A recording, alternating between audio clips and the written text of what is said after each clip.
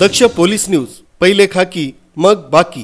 जालना शहरातील नवीन मोंढा परिसरातील भक्ती extraction private limited कंपनीच्या गोदामातून 23 जुलैच्या रात्री मोठ्या प्रमाणात सोयाबीन चोरीची घटना घडली होती। या प्रकरणी चंदनझिरा पोलीस ठाण्यात गुन्हा दाखल करण्यात आला।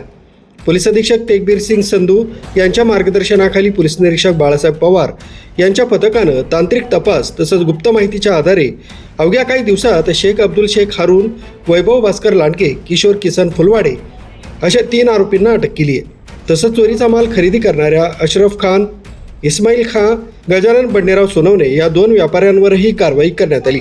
या कारवाईत आरोपींकडून 21 क्विंटल 50 किलो सोयाबीन, चोरीसाठी वापरण्यात आलेली रिक्षा असा एकूण 2,05,000 रुपयांचा मुद्देमाल जप्त करण्यात आला।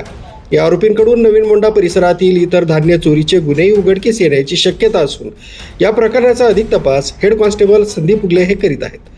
सदरची कारवाई पोलीस अधीक्षक तेगबीर सिंग संधू, अप्पर पोलीस अधीक्षक विक्रम साळी, उपविभागीय पोलीस अधिकारी अनंत कुलकर्णी यांच्या मार्गदर्शनाखाली चंदनझिरा पोलीस ठाण्याचे पोलीस निरीक्षक बाळासाहेब पवार, पोलीस उपनिरीक्षक Digambar Pawar, police head constable Krishna Tange, Samadhan Ugale, विशाल लोखंडे, अभिजित वायकोस, सागर खैरे, गजानन काकडे, चालक सुभाष नागरे तसंच स्थानिक गुन्हे शाखेचे पोलीस हेड कॉन्स्टेबल सागर बावस्कर यांनी केली आहे।